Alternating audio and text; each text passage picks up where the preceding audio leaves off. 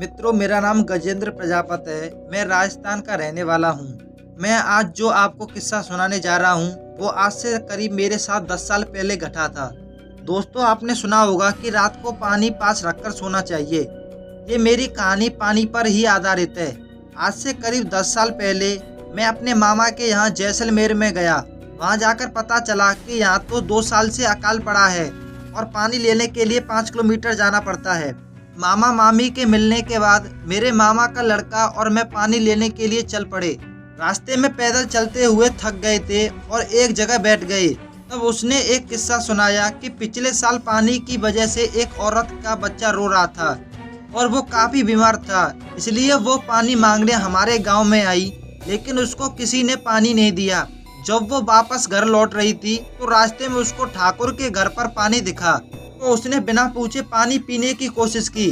जब उसको ठाकुर ने देखा तो वो गुस्से से आग बबूला हो गया और कुदाली लेकर उस औरत की तरफ दौड़ा।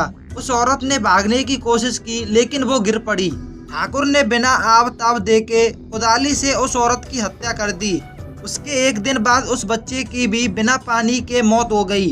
कुछ दिनों बाद खबर आई कि उसी कुदाली से ठाकुर को भी किसी ने मार दिया और धीरे धीरे उसके पूरे परिवार को भी किसी अनजानी ताकत ने मौत के घाट उतार दिया। यह किस्सा सुनने के बाद हम दोनों पानी लेकर वापस गांव की तरफ लौटने लगे। हल्का हल्का अंधेरा हो चुका था। अचानक हमारे सामने एक बच्चा आया और पानी मांगने लगा, लेकिन इतनी दूर से पानी लाने के कारण हमने उसे मना कर दिया। घर पहुंचकर मैंने खाना खाया, उधर पेड़ के नीचे पलंग पर सो गया। अचानक रात को वही बच्चा मेरे सामने आया और पानी मांगने लगा। मैंने ध्यान नहीं दिया और गुस्से से उसे कहा कि यहाँ से चले जाओ, और मेरे सामने वो औरत दिखाई दी। अचानक मैं उठ गया और देखा वहाँ कोई नहीं था।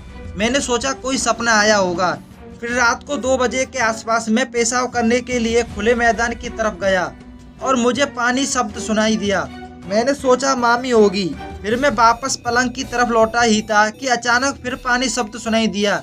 अब मैं गुस्से से आग बबूला हो गया और मैं कहने लग गया कि कौन हो भाई, सामने आओ, अभी पानी देता हूँ। इतना कहते ही मेरे पीछे किसी के होने का अनुभव हुआ, तो मैंने पीछे मुड़कर देखा तो एक औरत कुदाली लेकर खड़ी थी।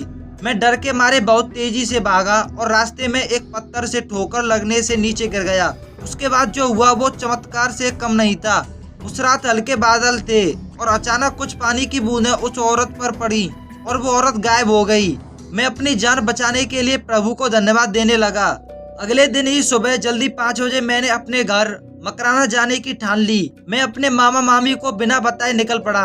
स्टेशन पर पहुंचा और बैठे हुए मैंने एक बच्चा देखा जो रो रहा था। मैं घबरा गया, लेकिन वो औरत मेरे पास आई और पानी मांगने लगी।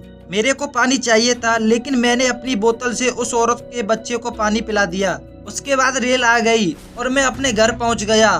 उसके बाद से ही हमेशा मैं अपने पास पानी रखकर सोता हूँ। दोस्तों, आपको ये कहानी कैसी लगी? अगर दोस्तों आपको ये कहानी अच्छी लगी हो तो वीडियो को लाइक करके चैनल को सब्सक्राइब जरूर कर दें।